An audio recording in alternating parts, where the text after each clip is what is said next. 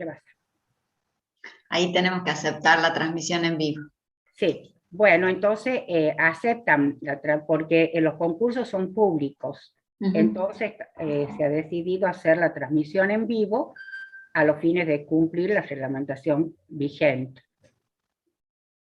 Bien. Bueno, ¿cuándo? A partir de este momento, la doctora Ana Carolina Muro disertará sobre el tema que ha resultado sorteado de los propuestos por los miembros del jurado, que es compuestos nitrogenados, aminas y derivados, nomenclatura de las aminas, estructura, propiedades físicas y químicas, relación entre estructura y basicidad, efecto de los sustituyentes sobre la basicidad, preparación de aminas, reducción de compuestos nitrogenados, amonólisis y aminólisis de haluros de alquilo, aminación reductora de aldehídos y cetona, preparación de aminas primarias puras, síntesis de Gabriel. Doctora Muro, usted puede compartir pantalla e iniciar con su disertación oral. Muy bien, comparto pantalla entonces. Me avisan por favor si ya pueden verla. Sí,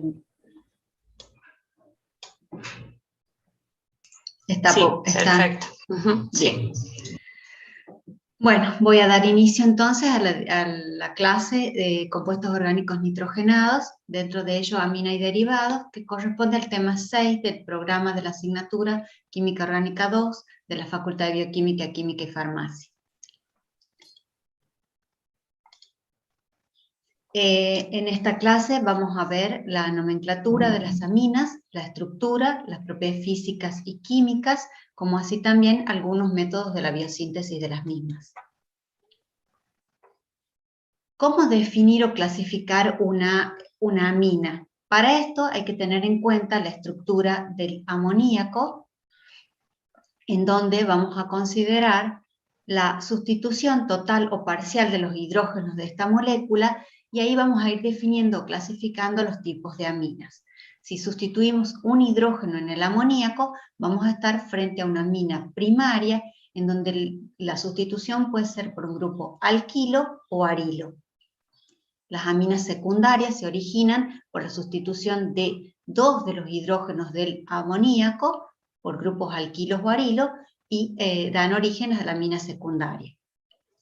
Cuando se logran sustituir los tres, o cuando se manifiesta la sustitución en los tres hidrógenos de esta molécula de amoníaco, estamos frente a las aminas terciarias, en donde la sustitución también puede ser de grupos alquilos o arilos. ¿Cómo se nombran las aminas? Bueno, esto ha cambiado un poquito desde las últimas modificaciones sugeridas por la IUPAC, y se nombran cambiando la O final del alcano, en este caso, fíjense, sería el metano, el más simple de los alcanos, cambiamos la O final por la palabra amina. Acá estamos con la metanamina. Acá vamos a introducir también una novedad, que es la palabra PIN, es una referencia al nombre que la IUPAC prefiere, un nombre que se elige de entre dos o más para un mismo compuesto. La IUPAC ahora sugiere utilizar esta palabra PIN, que es de la sigla en inglés de Preferred IUPAC Name, como nombre preferido. Antiguamente se utilizaba la nomenclatura donde utilizábamos las alquilaminas, o sea, era un derivado alquílico, en este caso el metilo, se usaba metilamina. También se puede utilizar, pero se prefiere el otro tipo de nomenclatura. Acá tenemos dos carbonos, entonces estamos con la etanamina. También las nuevas normativas dicen que una vez que superamos los 3 átomos de carbono, hay que indicar la posición del grupo amino, entonces estamos acá viendo la propan-1-amina, y bueno, yo justo veo la imagen de ustedes aquí, pero estamos con la propan-2-amina, en este último caso, indicando la posición o la ubicación del grupo amino en el carbono 2. Para aminas secundarias o terciarias también se utiliza la terminología de alcanaminas, N sustituidas o NN disustituidas. Y acá vemos algunos ejemplos en donde tenemos nuevamente la metanamina, el grupo metilo viene siendo un sustituyente e indicamos que está unido al nitrógeno. N-metil metanamina, con un monombre preferido. En este caso buscamos la cadena más larga, va a ser de 2 átomos de carbono, etanamina, y el grupo metilo está como sustituyente. Y así vamos viendo cómo se construye el nombre de las aminas.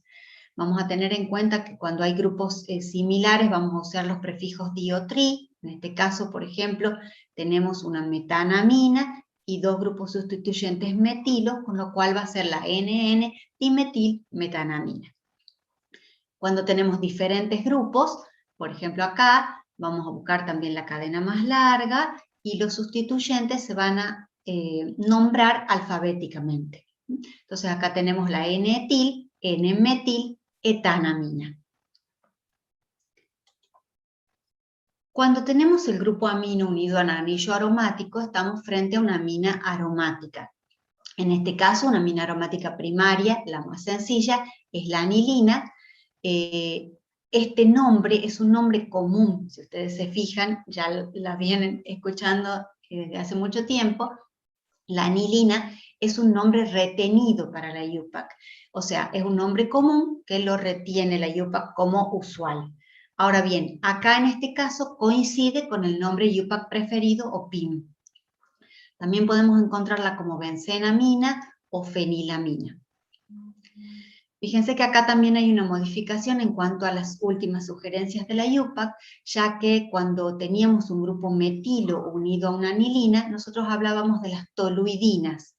En este caso, nosotros tenemos que indicar ahora, para referirlo al PIM, la ubicación del metilo como 2-metilanilina, y no se sugiere el uso de ortotoluidina, como en este ejemplo, o paratoluidina. Se puede dejar las posiciones orto, meta y para indicar por ahí ubicaciones o puntos de algunas reacciones químicas, pero no en el nombre. Acá mostramos algunos ejemplos de aminas secundarias, en donde tenemos ya 2 grupos unidos, la N-metilanilina, en este caso una terciaria, tenemos 3 grupos unidos al nitrógeno, y en este caso quería destacar que usualmente llamábamos a este sustituyente como isopropilo, y ahora tenemos que nombrarlo como propan-2-il. Esta también es una de las últimas modificaciones, en donde, si bien es un grupo propano de 3 carbonos, tenemos que indicar el punto de anclaje a una cadena, o en este caso al nitrógeno amínico. Las aminas vegetales fueron uno de los primeros compuestos aislados de la naturaleza junto con los ácidos carboxílicos. Se los llamó alcaloides a los primeros aislados justamente por sus propiedades alcalinas. Entonces, con la analogía del nombre se los denomina alcaloides. Hay numerosos alcaloides de origen vegetal, nosotros vamos a ver algunos como para tener una idea. Por ejemplo, acá estamos mostrando la estructura de la cocaína, donde se puede ver la función amino. Es un potente estimulante cerebral, es muy adictivo y se ha aislado de las hojas de coca. La nicotina es un componente, vemos las funciones amínicas, es un alcaloide tóxico, se utiliza como insecticida y es la responsable del carácter adictivo y estimulante del tabaco presente en los cigarrillos. La morfina es una sustancia aislada de adormidera o amapola real, es un potente analgésico.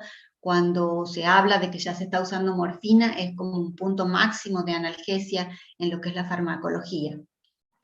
Acá otro ejemplo, la quinina, aislada del árbol de la quina, es un medicamento que se utiliza en el tratamiento de la malaria. Se aísla de la corteza, por eso está la foto de la corteza de este árbol. Hay muchísimas aminas de importancia fisiológica. En este caso vamos a ver algunas derivadas de la feniletanunamina, que antes la llamábamos 2-feniletanamina. Tenemos carbono 1, carbono 2 y tenemos la posición del grupo amino en el 1. Ese es el nombre IUPAC preferido, PIN. Dentro de los derivados de importancia de este compuesto está la adrenalina. La adrenalina es llamada la hormona de la activación. Se desencadena cuando estamos frente a una emoción violenta o a una situación de estrés. Ha sido aislada en grandes concentraciones en personas que hacen deportes extremos, paracaidismo, atletismo, parapente. Es la hormona que nos prepara para la lucha o para la huida. Inicialmente puede tener efecto en el sistema nervioso central, como también actuar como una hormona. En el sistema nervioso central lo que hace es acelerar el ritmo cardíaco, aumenta la presión arterial, y como hormona, depende de dónde actúe, es su efecto. Por ejemplo, en los órganos produce la vasodilatación para como que protegerlos durante esta lucha o huida, mientras que si se une a receptores de los vasos capilares de la piel, produce una vasoconstricción. O sea, son dos efectos antagónicos de una misma sustancia, depende de la función que vaya a cumplir. Otro ejemplo de estas aminas de importancia biológica es la anfetamina. Las anfetaminas han sido muy utilizadas en exceso, diríamos, en las personas que querían hacer dieta porque disminuía el apetito. Esta sustancia aumenta el rendimiento intelectual, disminuye el sueño, entonces también estaba muy difundida su uso en los estudiantes porque querían pasar la noche estudiando, entonces tomaban anfetaminas para aumentar este rendimiento académico. De todos modos, y como lo indica la foto, el exceso o un consumo sin la prescripción y sin un control médico conduce a un gran deterioro del cuerpo. Es un gran estimulante del sistema nervioso central y cardiovascular.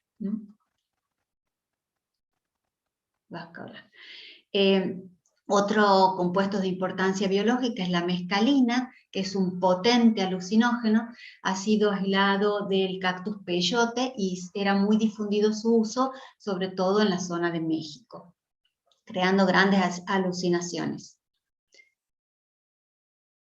Hay muchísimos ejemplos de aminas biológicamente activas. Acá vamos a mencionar solo algunos: la dopamina como neurotransmisor, la epinefrina o adrenalina, que ya acabamos de ver, el L-triptófano como un aminoácido, la piperacina como un antiparasitario, dos vitaminas, la niacina y la piridoxina, la histamina, que es una sustancia que se libera principalmente en los procesos alérgicos. Quizás hayan sentido hablar de los antihistamínicos, son medicamentos que se utilizan para disminuir la acción indeseable del exceso de esta sustancia en el organismo. Y como ven, están marcados en celeste todas las funciones aminas de estos compuestos. Un dato curioso, en un principio la palabra vitaminas tenía que ver con que las primeras vitaminas aisladas eran aminas, y se las relacionaba con la palabra aminas vitales, porque justamente las habían estudiado en enfermedades en las que se carecía de ciertas vitaminas, enfermedades como beriberi, escorbutus, raquitismo, que por ahí ya no se escucha tanto hablar de estas enfermedades, pero que en algún momento han tenido una incidencia bastante importante en la salud. De todos modos, ya se ha comprobado que no todas las vitaminas son aminas, pero su uso se permanece, digamos, se ha mantenido el uso de este nombre. Esto es un dato simplemente para que conozcan. Se ha realizado el aislamiento de un compuesto, la epibatidina, que se dice que es más potente que la morfina en su actividad, pero no se usa farmacológicamente porque es muy tóxica. Se ha aislado de algunas ranas de Ecuador. Para hablar de las aminas, nosotros vamos a empezar en relación a la estructura, definiendo la estructura del amoníaco, ya que las aminas son derivados del amoníaco. Fíjense que el nitrógeno en el amoníaco tiene un estado fundamental de una hibridación 1s2, 2s2 y 2p3. Cuando estamos en el nitrógeno en estado hibridado, tenemos una configuración sp3, o sea, 4 orbitales híbridos sp3, que permiten la ubicación de los electrones de manera: 2 se ubican en un orbital sp3 y quedan como par de electrones no compartidos, mientras que los otros pueden, en el caso del amoníaco, formar la unión con el enlace sigma con el hidrógeno. La presencia de este par de electrones en el orbital sp3 va a ser responsable de muchas de las propiedades de las aminas. Entonces quiero que focalicemos en eso. Acá esta parte de la estructura, en donde vemos, las aminas tienen una estructura, una forma piramidal, con, en este caso, el amoníaco tiene un ángulo entre nitrógeno, hidrógeno y el otro hidrógeno de 107 grados. Acá estamos mostrando como ejemplo el de la metanamina o metilamina, en donde disminuye un poquito ese ángulo comparado al amoníaco, y esto es debido a la presencia del grupo metilo, que ejerce un efecto estérico de repulsión, achicando un poquito este enlace. Acá tenemos una representación de esferas, que también ustedes pueden ver esta representación en algunos programas de química computacional. Un mapa del potencial electrostático de esta metanamina o metilamina, en donde nuevamente queremos focalizar en que se observe la gran disponibilidad o densidad electrónica negativa que está referida a la presencia de este par de electrones no compartidos en ese orbital sp3. No hemos hablado mucho de las aminas aromáticas todavía, solamente la nomenclatura, pero quiero también mostrar cómo este par de electrones en este orbital sp3 puede realmente acoplarse con la nube pi del anillo aromático en el caso de la anilina. Y esto es muy importante también para las propiedades de la basicidad de estas aminas aromáticas. Las aminas que tienen 3 grupos sustituyentes diferentes son quirales. Ustedes pueden recordar que en la materia química orgánica 1, ustedes han hablado y se ha visto quiralidad, y hablábamos de un carbono con 4 sustituyentes diferentes que tenía esta propiedad de ser quiral. Acá el par de electrones sería como un cuarto sustituyente, dando esta propiedad de quiralidad. Sin embargo, los enantiómeros, en este caso, a temperatura ambiente, no pueden separarse. Y esto es debido a que existe una interconversión muy rápida en la que el nitrógeno pasa por una estructura de hibridación sp2, donde el par de electrones, no compartidos se ubica en un orbital p, y esto permite como esta estructura es planar, permite la interconversión de los enantiómeros. Entonces no se pueden aislar a temperatura ambiente. En esta diapositiva mostramos cómo es la energía en relación a las coordenadas de la reacción, donde vemos que la energía es bastante pequeña, aproximadamente unas 6 kilocalorías por mol, lo cual explica esta interconversión rápida. ¿Cuándo podríamos hablar de un aislamiento? Cuando, por ejemplo, estamos con sales de amonio, donde tenemos 4 grupos distintos, ya ahí podríamos aislar los 2 enantiómeros. Y en aquellas aminas en las cuales el nitrógeno esté formando parte, por ejemplo, de un ciclo con demasiada tensión, que le impida esta transformación o transición al estado de hibridación sp2, entonces eso se ve impedido y no se puede convertir rápidamente. Este ejemplo está en los núcleos acirinas, anillos de 3 átomos de carbono, de 3 átomos. Dentro de las propiedades físicas, algo que es muy importante es que las aminas son polares.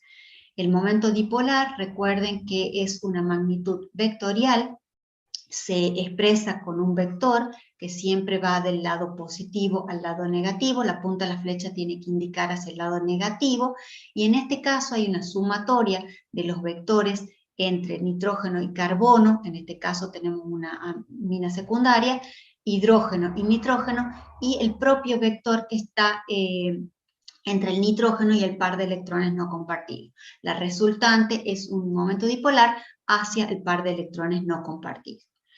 La naturaleza polar de este enlace justamente permite o puede determinar las propiedades físicas.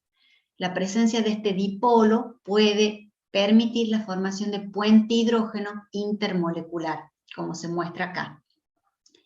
Este enlace hidrógeno intermolecular tiene muchísima influencia en el punto de ebullición.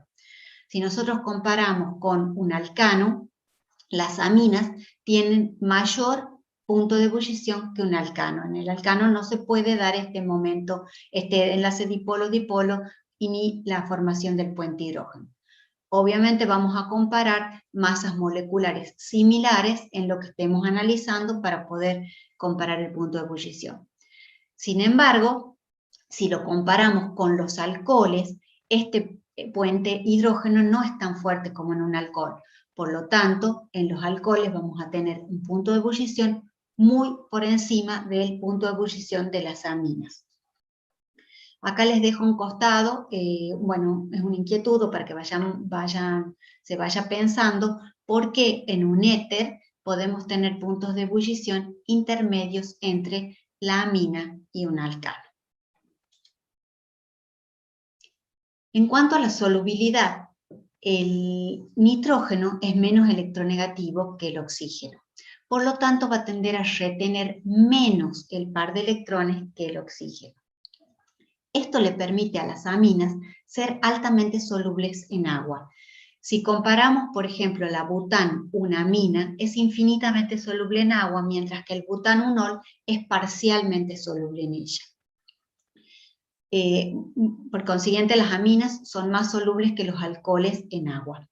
Y a partir de los 5 átomos de carbono, ya esta solubilidad disminuye. En cuanto al aroma, las aminas nos recuerdan al amoníaco y al pescado en descomposición, tienen un olor desagradable. Si, por ejemplo, de la descarboxilación de los aminoácidos por enzimas microbianas se obtienen las aminas biogénicas o biógenas. En este caso mencionamos solo algunas: la histamina, la trimetilamina, la putrescina, la cadaverina. Hasta el mismo nombre nos está indicando el aroma que tienen estas aminas. En general estas son diaminas con olores muy fuertes que asemejan al cadáver. Un dato curioso en este caso es que el limón puede neutralizar esos olores y por eso es muy utilizado cuando uno come pescado para eliminar el aroma que nos queda en las manos. Esto es para relacionarlo con el tema 4 de la asignatura, en donde ustedes cuando estudien la espectroscopía IR van a ver que hay bandas muy características, que en este caso estamos presentando una amina primaria, nos van a permitir identificarla. Cuando ustedes ven el tema de espectroscopía, van a regresar a esta clase y van a poder corroborar lo que les estoy diciendo. Dentro de las propiedades químicas vamos a ver la basicidad, la formación de sales, la alquilación, la reacción con haluros de alquilo, esto lo vamos a ver en la parte de síntesis, la formación de iminas y enaminas, que en parte lo han visto en el programa o se debería ver en el programa de Orgánica 1 y en la síntesis de las aminas. La formación de amidas ya es un tema que se ve en el tema 1 de la asignatura, y estos otros temas van a quedar para una próxima clase. En cuanto a la reactividad de las aminas, hemos dicho que era muy importante la presencia de este par de electrones no compartidos. Por lo tanto, las aminas pueden comportarse como nucleófilos o bases de Lewis debido a la presencia de este par de electrones. Y se forma, cuando hay una reacción química, se forma un enlace carbono-nitrógeno. Mientras que cuando la amina es capaz de tomar un protón, debido a la presencia también de este par de electrones, se comporta como una base de Bronsted y Lowry, formándose en esas reacciones el enlace nitrógeno-hidrógeno. Acá estamos mostrando ejemplos de lo que acabamos de decir. Entonces actúan como nucleófilos cuando este par de electrones puede actuar sobre un electrófilo, en este caso un halogenuro de alquilo y hidruro de metilo, formándose el enlace nitrógeno-carbono, en este caso una sal, pero vemos la aparición de este enlace. Cuando una amina se comporta como una base de Bronsted y Lowry, puede captar un protón desde un ácido, formándose también la sal y constituyéndose el enlace nitrógeno-hidrógeno. Acá vemos la ecuación de ionización de una amina en agua. Una amina es más básica que el agua, puede tomar un protón de ella, transformándose en su sal, y la fuerza impulsora de esta ionización va a ser la solvatación o la hidratación de estos iones. Si ustedes ven la ecuación, en este caso nosotros estamos acá en presencia de una base fuerte, este es el ácido fuerte, y el equilibrio está desplazado hacia el lado izquierdo de la reacción. Vamos a definir un parámetro acá, que es el Kb, que es la constante de base, y las aminas tienen un Kb cercano a la 10 a la menos 4, en general para aminas alifáticas. Vamos a trabajar más con un término que es el pKb, que es el menos logaritmo del Kb, y para las aminas alifáticas está cercano a los 4. No obstante, un término que se utiliza más frecuentemente es el valor del pKa del ion resultante, de la ionización. Y es una relación directa, o sea, cuando nosotros veamos un mayor pKa del ion amonio, vamos a tener una mayor basicidad. Mientras que, si hablamos de pKb, un mayor pKb va a dar o va a indicar una menor basicidad. ¿Qué efecto tienen los grupos alquilo en la basicidad de las aminas?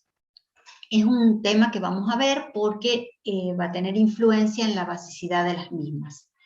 Los grupos alquilo lo que van a hacer es aumentar la disponibilidad de los electrones, estos no compartidos que tiene la amina. Acá tenemos ya fijado un orden de basicidad, pero vamos a analizar qué es lo que sucede. En una amina secundaria nosotros tenemos dos grupos alquilo que tienen su efecto de ceder esta densidad electrónica por efecto inductivo, aumentando la disponibilidad del par de electrones. En la amina primaria nosotros tenemos solo uno de esos efectos y en las aminas terciarias tenemos 3 de estos efectos. Podríamos pensar que una amina terciaria, al tener más disponibilidad del par de electrones, sería la más básica.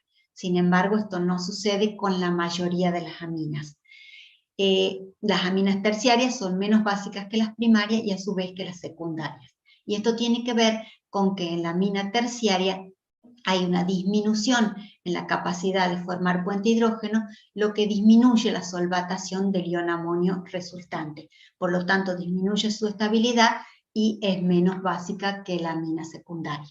Acá están los ejemplos de los iones, en donde se puede ver, en esta era una amina secundaria antes de la protonación, donde hay posibilidad de formar 2 puentes hidrógenos con el agua, mientras que en la amina, que era la sal de amonio de una amina terciaria, ya tenemos la posibilidad solamente con un hidrógeno de formar puente hidrógeno con el agua. Recién hemos visto los valores de pKb, acá para aminas alifáticas estábamos cercanos, aproximadamente igual a 4, y el amoníaco tiene un pKb de 4,76. Por lo tanto, habíamos hablado de que el pKb mayor nos indicaba una menor basicidad. El amoníaco es menos básico que las aminas alifáticas. Acá estamos mostrando cómo a partir de la metilamina o metanamina es capaz de arrancar un protón del ácido acético para formar la sal. La sal puede ser digamos, la amina puede ser regenerada de su sal a partir del tratamiento con hidróxido de sodio. Esto es algo sumamente útil en el laboratorio porque nos puede permitir el aislamiento de una amina, de una mezcla de compuestos, simplemente con disolverla en un solvente orgánico, adicionar el ácido clorhídrico, transformarla en su sal y luego desplazarla a la amina de su sal mediante el agregado de hidróxido de sodio. Es un método que ustedes lo van a utilizar en el laboratorio, por ejemplo, con la obtención de la paranitroacetanilida. Ustedes van a tener un resto de anilina que van a eliminar agregando ácido clorhídrico. Esta anilina la vamos a transformar en su sal, el cloruro de anilinio o antes llamada cloruro de anilonio. Esa va a pasar a la fase acuosa y la vamos a eliminar de esta reacción. Acá vamos a volver a ver entonces el efecto de los sustituyentes. Habíamos dicho recién que todos los grupos que ceden densidad electrónica, que dan densidad electrónica, van a aumentar la disponibilidad de este par de electrones y por consiguiente van a aumentar la basicidad. Todos aquellos grupos que atraigan densidad electrónica, que quiten densidad electrónica, van a hacer que este par de electrones esté menos disponible, con la consiguiente disminución de la basicidad. Bueno, acá mostramos las ecuaciones de disociación de distintas aminas. Habíamos hablado de que no para todas las aminas el orden que hemos definido es el que realmente se da, pero nos explica la situación para la mayoría de las aminas, por eso nos quedamos con esa teoría. Podemos analizar una amina primaria, la metanamina, la dimetilamina y la trimetilamina, con sus valores de pKb y pKa. Fíjense, hemos dicho que si analizamos el pKa del ion amonio, a mayor valor de pKa va a ser mayor la basicidad. Entonces acá se está mostrando que experimentalmente la amina secundaria es la primera en el orden de basicidad, luego sigue la primaria y por último la terciaria. ¿Qué pasa cuando comparamos la basicidad de una amina aromática con una amina alifática? Hay mucha diferencia. En este caso estamos con la anilina, su ecuación de formación de la sal, donde el pKb determinado es de 9,4. Acá estamos mostrando que en la exilamina, una amina alifática, el valor es de 3,4. O sea, tenemos una diferencia de 6 unidades de pKb, lo que indica que una amina aromática es 10 a las 6 veces menos básica que una amina alifática. Esta es muy grande la diferencia. ¿Y a qué se debe? Hemos visto en la primera estructura en la que hemos mostrado la posibilidad de interacción entre el par de electrones no compartidos del amino con el anillo aromático. Acá estamos viendo las estructuras de resonancia. Entra en resonancia ese par de electrones con el anillo, lo que le otorga estabilidad a esta amina y hace que sea más difícil la protonación que en el caso de una alifática. Fíjense que acá estamos mostrando la estructura orbital en la que, bueno, he dejado para completar los electrones de la nube pi. Para completar también tendríamos que colocar los hidrógenos del otro enlace sigma de la unión del carbono y el hidrógeno, y este par de electrones, hemos dicho, es capaz de interactuar con la nube pi del anillo. Cuando se protona, obviamente ya no existe ese par de electrones no compartidos, entonces se rompe esta interacción con el anillo. Y si observan esta gráfica de la energía necesaria para hacer este salto en cuanto a la protonación, la amina aromática se encuentra en un nivel inferior de energía, requiere más energía para lograr este salto, por lo tanto no va a ser tan, no se va a producir con tanta facilidad como con la amina alifática. Cuando queremos analizar el efecto de los sustituyentes en la amina aromática, nuevamente vamos a ver los grupos dadores de densidad electrónica y los grupos atractores de densidad electrónica. Todos aquellos grupos que den densidad electrónica al anillo, que pueden ser amino, metoxilo o metilo, van a aumentar la disponibilidad de este par de electrones, ya sea para una reacción nucleofílica o para captar un protón.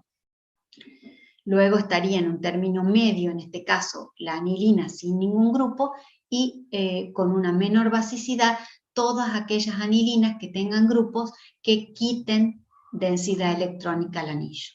Yo acá ya las he puesto abajo en un orden de basicidad, pero vamos a ir viendo cómo marcar los efectos electrónicos operativos para justificar un orden de basicidad. Esto les va a servir para justificar la basicidad, para justificar la acidez, para justificar un orden de velocidad de diazotación, de velocidad de copulación de las sales de diazonio y muchos temas del programa de la asignatura. Focalizamos entonces en el par de electrones no compartidos. En el caso del metoxilo nosotros tenemos un efecto inductivo, carbono-oxígeno, el oxígeno es más electronegativo. Sin embargo, hay un efecto dador mesomérico, lo que provoca un aumento de la densidad electrónica negativa en el carbono adyacente al carbono unido al nitrógeno. Esto hace que se aumente la basicidad, en relación, en este caso, comparada con el metilo. ¿Cuál es el efecto operativo?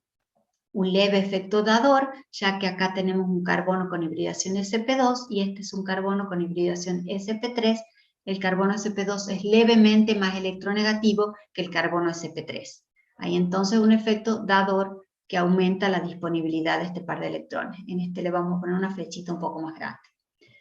Estarían entonces más básicas que la anilina sin grupo sustituyente. En el caso del cloro, nosotros tenemos un efecto atractor hacia él. El cloro es más electronegativo que el carbono. Sin embargo, tiene un efecto mesomérico, pero este es débil, ya que el cloro y el carbono están en distintos periodos de la tabla periódica, por lo tanto, no hay un buen solapamiento entre el par de electrones no compartido con los orbitales de la nube pi, con los orbitales p. Entonces, el efecto va a ser atractor, menor que el del compuesto que tengo al lado, por eso estoy poniendo en este orden, lo cual hace que haya una menor disponibilidad del par de electrones y disminuye la basicidad. ¿Qué pasa con el grupo ciano?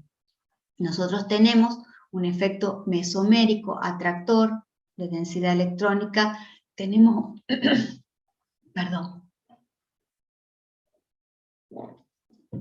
un efecto inductivo hacia el carbono que tiene hibridación sp, y este efecto mesomérico hace que haya una deficiencia en el carbono adyacente al nitrógeno amínico. Esto provoca una disminución en la basicidad. Y por último hemos colocado al grupo nitro, que ejerce un efecto atractor fuerte. Si ustedes se fijan, ya es una molécula cargada, hay un efecto mesomérico atractor y hay un efecto inductivo atractor hacia el grupo nitro, creando una deficiencia. Bueno, yo sinceramente no lo puedo ver a la estructura porque tengo la persona que estamos en la reunión, pero confío en que sepan que este grupo es el que más efecto ejerce, en este caso en los compuestos analizados, y es el que va a otorgar una menor basicidad a la amina. Acá hay un resumen para el orden de basicidad, donde podemos ver las aminas secundarias, primarias, terciarias, el amoníaco, y estas son mucho más básicas. Hemos visto que en el orden de las 10 a las 6 veces más básica que una amina aromática que tiene grupos dador de densidad electrónica, que la anilina, y a su vez que aquellas aminas o anilinas que tienen grupos aceptores de densidad electrónica. Para relacionarlo con otro tema de la asignatura, vamos a poder ver después por qué la piperidina es más básica que la piridina, y lo vamos a ver en el tema 9 de la asignatura. En cuanto a la síntesis de las aminas, podemos decir que hay 4 grandes grupos. Aquellos en los cuales vamos a hacer reducción de compuestos nitrogenados, donde existe el enlace carbono-nitrógeno. En la alquilación del amoníaco o aminas, en donde no existe el enlace carbono-nitrógeno. La aminación reductora de aldehídos y cetonas, donde tampoco existe el enlace carbono-nitrógeno. Y dentro de los métodos específicos, en esta clase vamos a ver solamente la síntesis de Gabriel, que nos va a permitir la obtención de aminas primarias puras. Cuando hablamos de reducción de aminas, en general, digamos, cuando hablamos de una reducción, tenemos dos formas, o podemos dividirla en dos. Las reducciones catalíticas y las reducciones químicas. Dentro de las reducciones catalíticas, vamos a ver acá varios ejemplos. Tenemos el hidrógeno con algún catalizador, que en este caso puede ser paladio, níquel raney, platino, puede ser rodio, rutenio, y en general se utilizan condiciones de presión y temperatura. También hay otro tipo de reducción catalítica, que es la hidrogenólisis,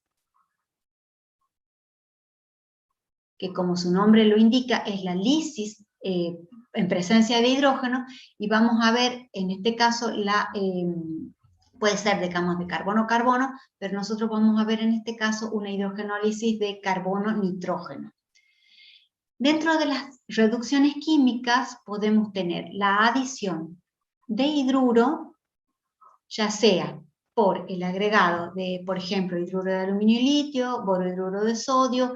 Hay otro agente reductor de importancia también que se utiliza en aminas, que es el cianoborohidruro de sodio, vamos a ver varios ejemplos de esas reacciones en este momento. Ay, perdón, pasé.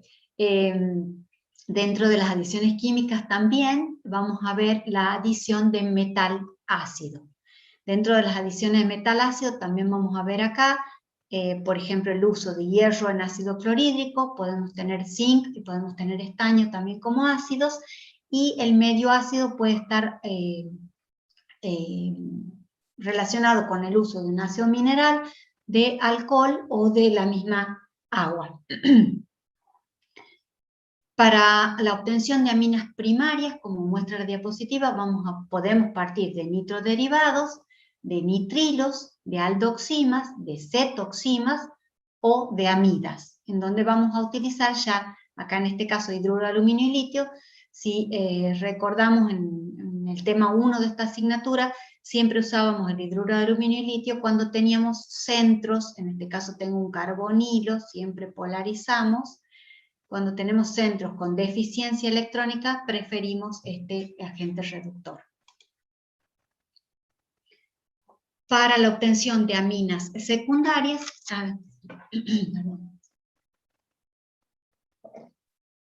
podemos partir de carbilaminas, que tienen una estructura similar, si ustedes observan, a los nitrilos, también se llaman isonitrilos. Podemos partir de bases de Schiff, de amidas N sustituidas, acá estamos ya con un grupo amido N sustituido, y en este caso, bueno, estoy mostrando la NN-dialquilbenzilamina, en donde por hidrogenólisis, lo que comentábamos recién, se produce la ruptura del enlace carbono-nitrógeno, conduciendo a la formación de la amina secundaria. Para obtener aminas terciarias, tenemos que partir de amidas NN disustituidas. Vamos a ver algunos ejemplos de lo que acabamos de decir.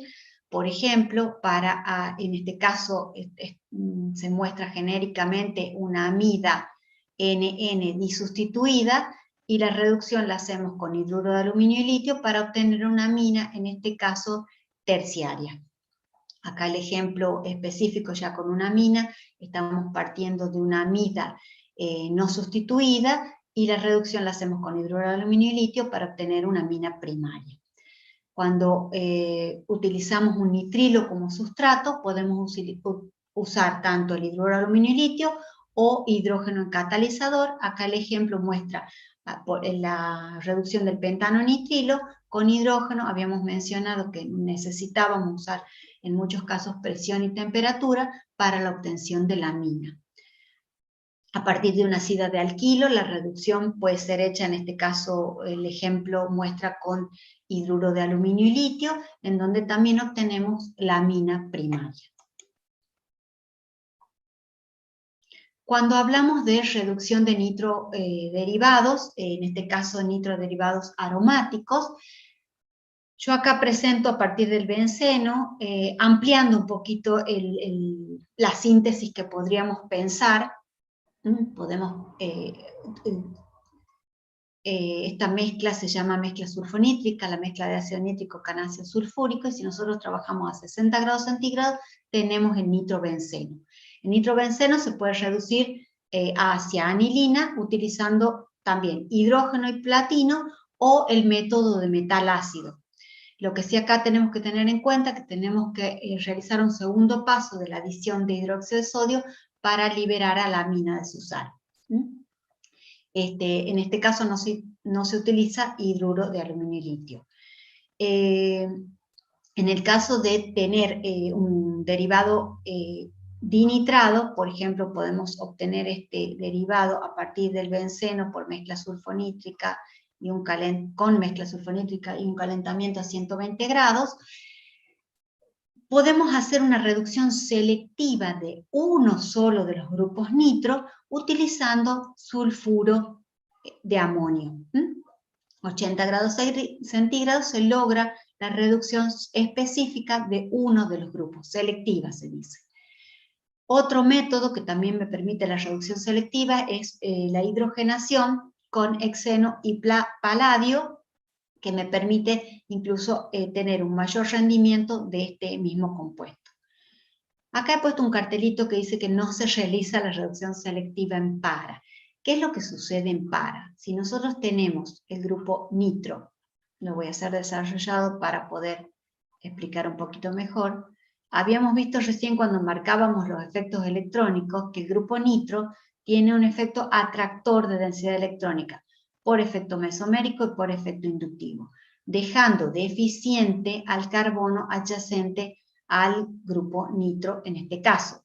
Si nosotros trabajamos con sulfuro, lo que se va a producir es una sustitución nucleofílica y no una reducción. Entonces no se utiliza cuando este compuesto está en posición para. Otro de los métodos biosintéticos es la alquilación del amoníaco o de aminas. No es un método que se elija si uno quiere obtener algún tipo de amina en particular, debido a que hay una cascada de reacciones. Se trabaja con amoníaco y un halogenuro de alquilo, donde el amoníaco utiliza su par de electrones para un ataque nucleofílico al halogenuro, y la reacción es una sustitución nucleofílica bimolecular, originándose la sal. Esta sal, en presencia de amoníaco, puede reconstituir la amina que compite con el amoníaco por el halogenuro de alquilo, continuando la reacción. Por lo tanto, es muy difícil que nosotros podamos llegar a realmente aislar algunas de estas sales en forma pura. El resultado final sería la obtención de una sal de amonio cuaternaria. No se controla esta reacción. Acá simplemente para que vean el mecanismo, en donde quería explicar lo que estaba diciendo, que la sal puede perder su protón en presencia del amoníaco, constituyéndose la amina, la cual compite con el amoníaco inicial por el halogenuro de alquilo, y la reacción continúa hasta obtener la sal de amonio cuaternaria. Entonces no es un método de elección.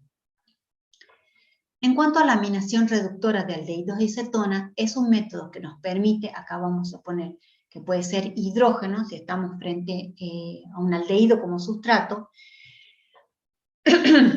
nos permiten la reducción en presencia de amoníaco, aminas primarias o aminas secundarias, nos permite la obtención de amina primaria si he utilizado amoníaco y un aldehído y acetona. Una amina secundaria si utilizo una amina primaria y una amina terciaria si utilizo una amina secundaria.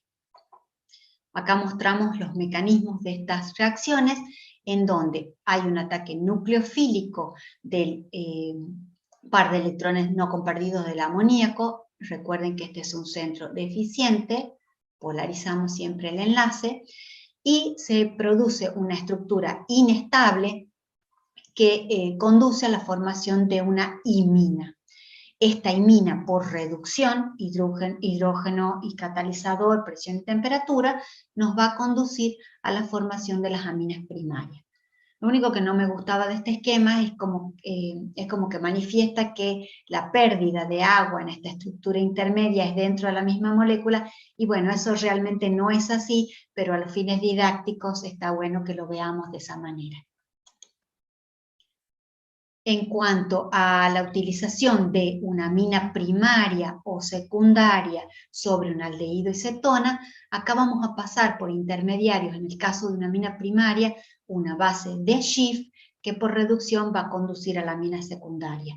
Y en el caso de el uso de la utilización como sustrato de una amina secundaria sobre un aldehído o cetona, va a conducir a una enamina como compuesto intermediario. Acá lo que hay que tener en cuenta es que este compuesto inicial debe tener hidrógenos en el carbono, en la posición de carbono alfa, para que pueda producirse esta enamina intermediaria y conducir a la formación de la amina terciaria, o a la biosíntesis de esta amina terciaria. Y por último, dentro de los métodos específicos vamos a ver la síntesis de Gabriel, la síntesis de Hoffman y Curtius van a quedar para otra oportunidad. Este método sí nos permite la obtención de una amina primaria pura, y es el elegido en este caso para realizar esta síntesis. Esta síntesis utiliza la ftalimida como punto de partida. La ftalimida tiene una característica muy particular en la cual el protón es ácido. Si ustedes o se fijan en el tema 1 de la asignatura, nosotros hemos visto las amidas no son básicas, el par de electrones en las amidas está comprometido con la resonancia con el carbonilo. Sin embargo, en este caso, este par de electrones está comprometido con dos, vamos a poner en línea de puntos, porque no son sincrónicos los movimientos, con los dos carbonilos, haciendo que este protón sea lábil.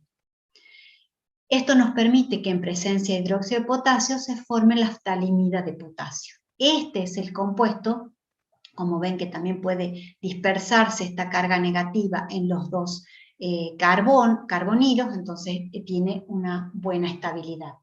Esta ftalimida de potasio puede reaccionar con un halogenuro de alquilo, también por una sustitución nucleofílica bimolecular, que tiene sus limitaciones. Obviamente no podemos utilizar halogenuros de alquilo ni terciarios ni aromáticos.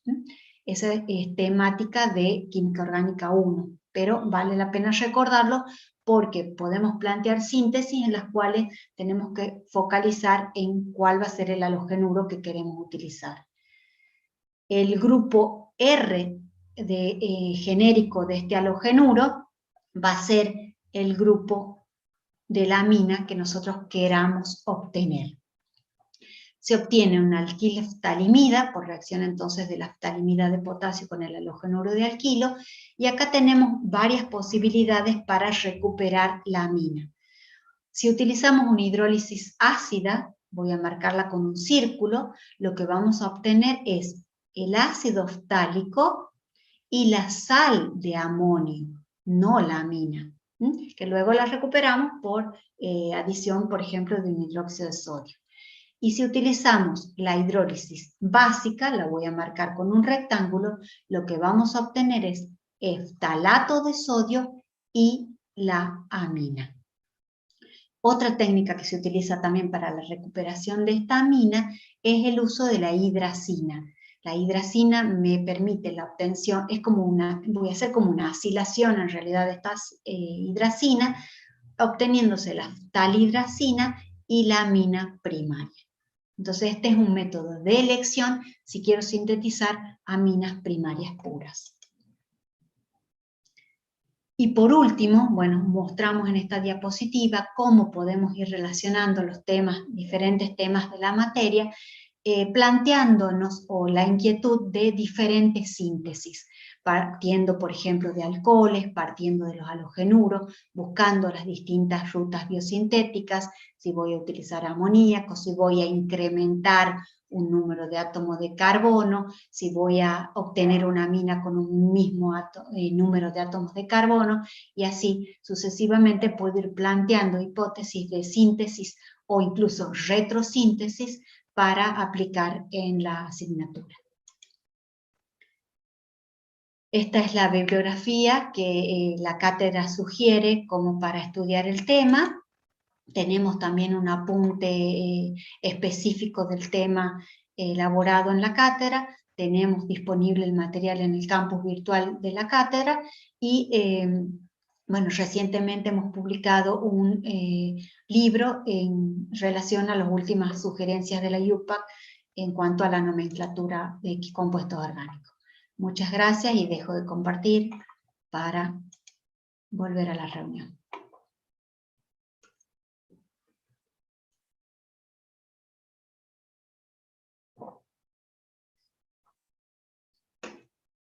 Están con los micrófonos apagados.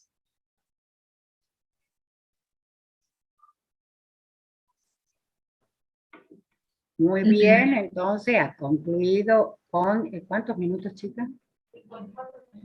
Bueno, sí, 56. Sí, bueno, eso ya está dentro de lo reglamentario. De acuerdo a la reglamentación, de acuerdo Sí, a la sí. reglamentación vigente que tenemos con respecto al reglamento para general de concursos en este caso. Entonces ahora, si les parece bien a los miembros del jurado, pasaríamos a la entrevista. La aspirante está dispuesta a soportar la entrevista. Sí, por supuesto. Bueno, entonces, lo único que hay que cortar la transmisión a YouTube. ¿Ah? ¿Hay que cortar la transmisión a YouTube o sigue? No, sigue la transmisión, porque Perfecto. la entrevista es parte de la reglamentación de que tiene que ser pública también. Bien, ¿de acuerdo? Perfecto. Entonces sí. Continuamos con la transmisión de YouTube, tal cual. Bueno, yo invito como anfitriones que somos la doctora Chávez y yo, a la doctora Nazareno a hacer las primeras preguntas. Bueno, muy bien, vamos a comenzar entonces. ¿Cuántos alumnos tenés vos en tu asignatura? Yo sé que, bueno, que estás a cargo del dictado actualmente de esta materia, y nada más que para poder comparar y visualizar cómo es el grupo de alumnos al que va dirigida esta asignatura, cuántos normalmente están en clase. En estos últimos años, cercano a los 250, 200, hasta 300 hemos llegado a tener. Ha habido otros años, te diría 5, 6, 8 años atrás, en los que hemos tenido 600 alumnos. Creo que ha sido el número máximo de alumnos que hemos tenido en esa oportunidad. Es un número, bueno, bastante alto. ¿Y a cuántas carreras corresponde esa cantidad de alumnos? Corresponde al ciclo básico de la facultad, o sea que a las carreras de bioquímica, farmacia, licenciatura en química y licenciatura en biotecnología. Y además se dicta para los alumnos del profesorado en química, de la Facultad de Filosofía y Letras, una materia que se dicta por extensión de funciones. Bien. Y el tema de la evaluación, cuando ahora con la virtualidad creo que la llegada a los 200, 300, 600 alumnos sería prácticamente equivalente, pero la evaluación, ¿qué modalidad tenés para este número tan impresionante. Bueno, antes de la pandemia, hay un antes y un después, obviamente, Sí, de la sí, pandemia. sí. Antes de la pandemia nosotros teníamos evaluaciones semanales, vamos tomando por temas, entonces en un momento hemos tenido parciales, pero habíamos notado que esta evaluación semanal daba mejores rendimientos que los parciales. Los alumnos podían ir estudiando paulatinamente la temática y, bueno, rendían mejor. Nosotros tomamos esas pruebas parciales, en general tiene que ver con el número de prácticos que podamos dictar en ese año, oscilan entre los 7 y los 8, este año, bueno, desde el año pasado con la pandemia, lo que hemos hecho es varios cambios en cuanto al nivel de evaluación. Hemos implementado 3 autoevaluativos de carácter solamente lo tenían que hacer, simplemente no tenían que aprobarlos, era simplemente para que ellos vean si iban estudiando o hacerles un apoyo desde nuestro lugar para una autoevaluación de los chicos. Hemos hecho sí parcial con la parte química, hemos reunido la parte química, hemos tomado una prueba parcial, y la parte espectroscópica, que también le compete al programa, nosotros la hemos separado en teóricos prácticos, que han tenido también naturaleza obligatoria, y que han tenido que llevar, digamos, adelante una evaluación de ese teórico práctico. La verdad que la virtualidad, bueno, un poco nos ha sorprendido, pero también nos ha servido haber tenido ya mucho del material digitalizado y subido al aula virtual. Entonces los mayores cambios han sido en las clases teóricas y en estas evaluaciones. Por suerte, nosotros las hemos podido realizar recién este año, cuando se ha habilitado parcialmente la presencialidad. Entonces, las pruebas las hemos tomado en la facultad, cumpliendo protocolos, haciendo varios turnos, repartiendo en todas las aulas que estaban disponibles. Entonces, la verdad que sí se ha podido respetar bastante lo de los protocolos. ¿Y han podido tener prácticos presenciales de laboratorio? Y sí, ¿y lo cómo que sí, lo bueno, organizan? obviamente se ha hecho una gran modificación en relación a otros años, se ha decidido, digamos, hacer un teórico, un práctico, o sea, la presencia en realidad del alumno un solo día en el laboratorio, pero se ha sumado varios prácticos. O sea, hemos elegido de los diferentes prácticos que se daban en otros años las partes más representativas y lo que a nosotros considerábamos que era lo básico para adquirir las destrezas necesarias por parte del alumno. Entonces hemos hecho como un práctico más largo, que comprendía, como digo, todas estas destrezas, sí, y varios temas, exactamente. Por ahí ha sido un poco enredado para los chicos, pero después hemos tenido muy buenos comentarios en relación a lo que han podido hacer. Yeah. Y bueno, la verdad que el alumno ha ido por ejemplo, vez. ¿cómo han organizado cuántos alumnos por grupo? Qué hemos difícil. Tenido, sí, ha sido complicado, ha sido varias semanas, el alumno estaba en un grupo de 10 alumnos en el laboratorio, hemos tratado de estar siempre 2 docentes, entonces éramos 12 personas en el laboratorio. Y bueno, dividiendo en la cantidad de prácticos que sean necesarios hasta que todos hagan los prácticos. También, por supuesto, hemos tenido chicos con COVID, entonces, bueno, se ha ido dilatando eso en relación a ponerles el práctico a los chicos. Claro, claro. También bueno, como había chicos que estaban fuera de la provincia, muchas de las actividades virtuales, muchas de las actividades presenciales las hemos tenido que replicar en virtuales, lo cual también ha sido para este año un gran esfuerzo, porque teníamos lo presencial y lo virtual. Sí. Y, por ejemplo, en algunos casos, algunos chicos que bueno, habían rendido virtual, algunas de las instancias se han presentado a rendir presencial y el mismo día les hacíamos coincidir el laboratorio. Entonces ha sido toda una dinámica también de organización que hemos tenido que tener en cuenta. Sí, me imagino todo el cambio, sí, para todos ha sido bastante grande. Estresante, sí. Y ha sido un cuatrimestre bastante largo, porque hemos empezado en el año pasado y hemos terminado en mayo. Claro, tal cual.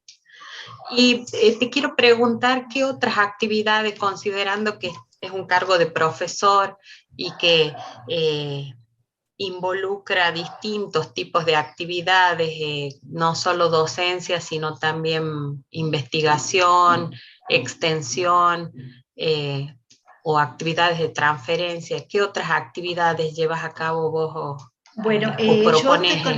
yo estoy con el cargo, digamos, nombrada desde que me reintegraron. En realidad yo he tenido un periodo que he estado con un cargo, con licencia de cargo de mayor jerarquía, entonces me reintegré a la cátedra y pude acceder en el 2019. A este cargo. Y desde que estoy, bueno, ha sido prácticamente solo un año en el que hemos tenido presencial y después ya hemos empezado con la pandemia. De todas maneras, nosotros no dejamos de lado las otras actividades, en este caso en la virtualidad. Hemos seguido con las actividades de extensión. Nosotros damos orientación vocacional a alumnos de la secundaria, del nivel secundario, en cuanto al ingreso a la facultad. Hay proyectos de investigación en la cátedra en curso. Se prevé que puedan ingresar tesinistas. Nosotros tenemos en la facultad la licenciatura en biotecnología que les exige un trabajo final, con lo cual podríamos incorporar estudiantes para que a su vez se incorporen al proyecto. Y bueno, también dictamos cursos de posgrado. Tenemos un curso previsto que también se ha suspendido por la pandemia. Hemos dictado algunos cursos de grado del uso de programas de libre acceso. Sí, eso he leído en tus antecedentes. ¿Me podés contar cuáles son esos programas? Sí, nosotros hemos dictado un curso del uso del Mercury y del ChemSketch, que son de libre acceso, vuelvo a repetir, y muchas veces son muy necesarios para, no tanto los estudiantes, lo hemos dictado para los estudiantes, pero nos han empezado a pedir muchos profesores. Más profesores, claro. Porque, bueno, muchas de las estructuras que están hechas en esta presentación están hechas con esos programas. Bueno, y además ya es otra visualización la de la química, cuando uno puede medir ángulos de enlace, ver la estructura de una manera más tridimensional, los lleva a entender muchos mecanismos que por ahí en papel les dificulta el aprendizaje. O sea que con el dictado a alumnos hemos tenido muy buena aceptación. Hemos tenido profesores también de la cátedra que lo han hecho, y está previsto para este año también, o sea que esas actividades tampoco se cortan con esto de la virtualidad. Claro. Bueno, muy bien.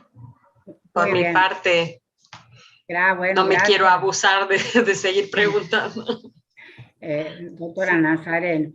Bueno, Fanny, ya a ver si te parece, vos puedes hacer las preguntas que consideres. Yo primero te quiero súper felicitar, Caro. Me ha fascinado la clase, me ha fascinado la presentación, como si estuvieras a tu pizarrón dándole clase a los alumnos. Muchas gracias. Muchas de las cositas que te quería preguntar ya te preguntó Mónica, pero en tu opinión o en la opinión de la cátedra, ¿vos notas entre la presencialidad y la exigencia de toda la semana de rendir el práctico el interrogatorio, que tenía la presión de la exigencia, tengo que rendirlo y aprobarlo, y el considerar que los alumnos ya son gente grande y responsable, que si uno les da un autoevaluativo que solo deben responder algo, no importa si bien o mal lo hacen, ¿han tenido buena respuesta? Confiemos en la responsabilidad del alumno y hagan el autoevaluativo. Bueno, creo que para responderte esa pregunta tendrían que pasar algún tiempo y algunos datos para que podamos realmente ser, no sé, o dar una respuesta más adecuada.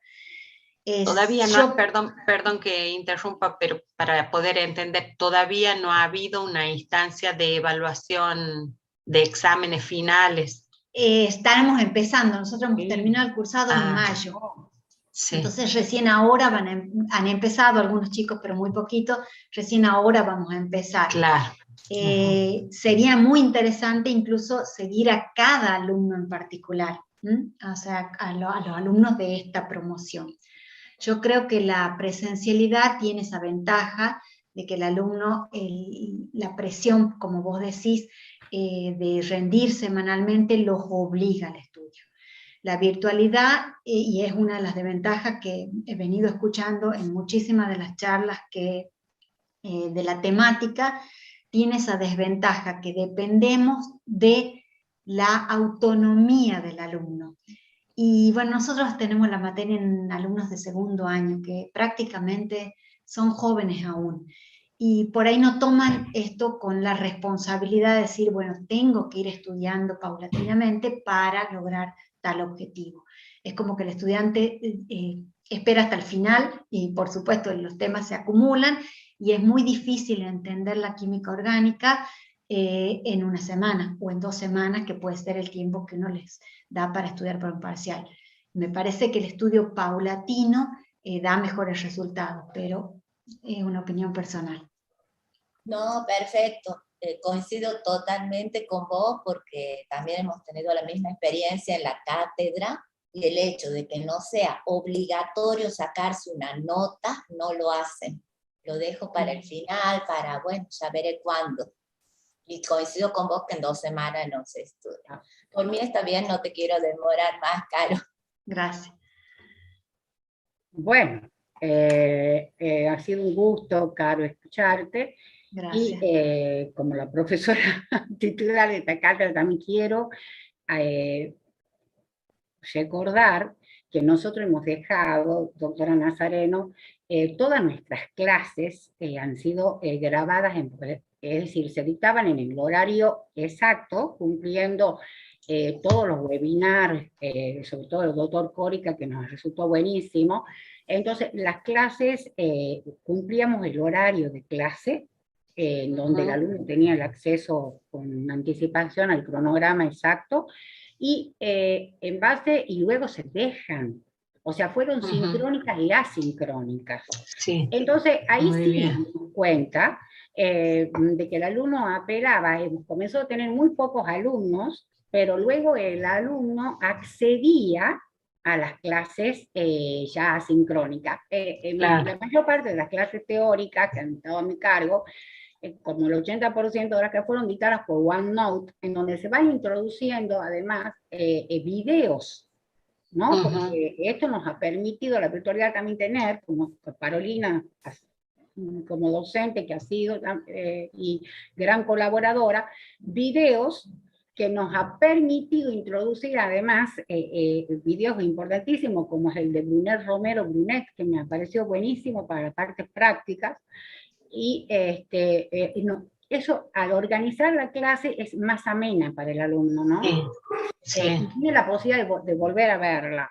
La presencialidad fue, en los laboratorios, fue realmente la materia sine qua non necesaria para que el alumno apruebe, ¿no?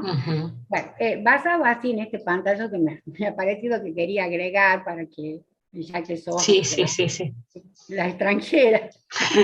Bueno, yo le quería preguntar a Carolina algo que trasciende un poco, que está más allá de la virtualidad, porque es un tema que nos viene sucediendo, porque en realidad la virtualidad sabemos que mucho ha venido para quedarse y mucho también cambiará, volveremos en muchas de las etapas, como ya estamos haciendo con los exámenes que tomamos presenciales, etc. Pero hay un tema que nos tiene muy preocupados en la cátedra y Carolina es consciente de eso con respecto al hecho de que queremos aumentar el nivel de nuestros alumnos, tenemos muy bajas calificaciones y por otro lado durante los exámenes un gran ausentismo. Entonces, la cátedra ha apelado a muchas actividades del personal docente, muy concientizado de esto, ha apelado mucho a este tema, se han hecho talleres, se hicieron con desaprobados, tipo talleres, etcétera. Pero mi pregunta concreta acá a la doctora Muro es si ella se le ocurre otro recurso o otra estrategia para motivar a estos alumnos a un estudio más eficiente de la química orgánica, y para así aumentar su nivel y por lo tanto tener mejores resultados académicos. Sobre todo ahora que estamos en acreditación de todas las carreras. Fuera del posgrado que estamos por concluir de la carrera de Ciencias Químicas, estamos por iniciar la acreditación de Bioquímica y Farmacia. Es muy importante que demos nuestras propuestas. Entonces, Carolina, te escucho, a ver.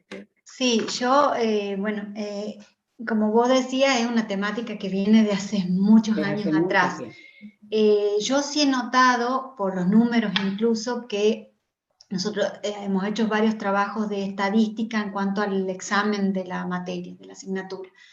Y en 10 años atrás, el ausentismo en los exámenes, en la mesa examinadora, era de un 80%. Era extremadamente alto. Nosotros hemos empezado campañas de difusión, incluso hemos presentado trabajos en la jornada de jóvenes investigadores, que es una jornada que organizan el centro de estudiantes junto con la facultad, y obviamente es para la difusión de los jóvenes investigadores de nuestra facultad. Incluso alumnos animarse a presentar trabajos en los que ellos mismos están están presentando resultados que indican que si ellos dejan pasar mucho tiempo la materia, después no la rinden o no la rinden con buenos resultados. Hace aproximadamente un mes hemos tenido una reunión del sistema de tutorías en la facultad nuestra, en donde que si bien ya viene funcionando hace bastantes años, le están dando un input bastante importante, incluso hasta han llegado a reglamentar el sistema de tutoría. Me parece que podríamos apoyarnos quizás también en este caso, en ese sistema, trabajando como docentes tutores para hacer un acompañamiento más cercano a los chicos. Me parece que también tienen que conocer ellos la realidad de que si dejan una materia 2 años y medio para recién pretender rendirla, obviamente no, el resultado no es el mismo que si terminan de cursar y tratan de rendir la materia. O sea, nosotros tenemos que apuntar a lograr o tratar de incentivar al alumno a que rinda en el menor tiempo posible.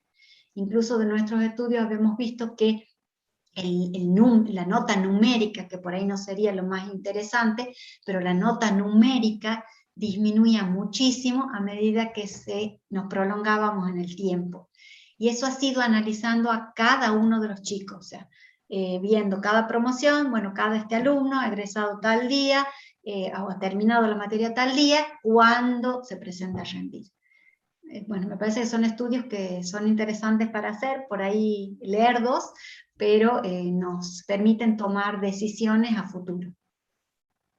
Bueno, muy bien. Yo realmente estoy totalmente de acuerdo con la doctora Muro en el hecho de que tenemos que seguir apelando a las tutorías. A pesar que está desde la implementación del PASENI ya introducido. Sí, exactamente. El PASENI creo que más o menos fue de año 2005-2006 en nuestra facultad, que es un programa de la Secretaría de Políticas Universitarias, pero yo creo que cuando más nos dedique, estoy de acuerdo muy bien con la doctora Muro con respecto al tema. Y la otra temática que bien mencionaba que la doctora Nazareno era con respecto a la parte de actividades de investigación, que es increíble como en las acreditaciones de los posgrados, ¿no?, la importancia que tiene la cantidad de actividades de investigaciones que nos preguntan si consideramos necesaria, porque para insertar justamente a los alumnos que están haciendo sus tesis doctorales, y están continuamente los evaluadores, es decir, les dan mucha importancia justamente a que esas actividades sean suficientes para insertar a estos alumnos de posgrado, los alumnos de especialización, etc. O sea, que también tiene que haber motivación al desarrollo de las actividades de investigación. ¿Qué propuesta tienes vos o qué recurso, qué estrategia te parece que podamos hacer en la cátedra que tiene todo una trayectoria de grande investigación, la cátedra nuestra de Química Orgánica 2 en Química Orgánica. Sí. Entonces, Bueno, ¿qué se te ocurre que podamos sí, para mí aumentar la así, motivación? lo que más se me ocurre es tratar de ver en los estudiantes más avanzados, tratar de captarlos desde el momento de ser agregados de cátedra. O sea, cuando empiezan como agregados de cátedra, ya se van empapando de la materia y para que ese alumno después ya tenga una continuidad en la cátedra y pueda realizar quizás su trabajo de investigación final, en el caso de la licenciatura en biotecnología, como les decía, y puedan quizás hasta presentarse para una beca, en este caso la SCAIC, que es acá en Tucumán, o por qué no CONICET, para hacer su tesis doctoral. Muy bien. Bueno, muchísimas gracias a la doctora A Muro. ustedes. Concluido entonces las 2 etapas que nos pedía la parte esta de la reglamentación para el concurso, la convocatoria, y ha sido la exposición oral y la entrevista llevada pública. Entonces ahora vamos a suspender la transmisión por YouTube. Vamos a suspender, además, Carolina, el tema, bueno, pasamos a Zoom y ahí vamos a combinar los pasos a seguir. Vamos a finalizar acá. No.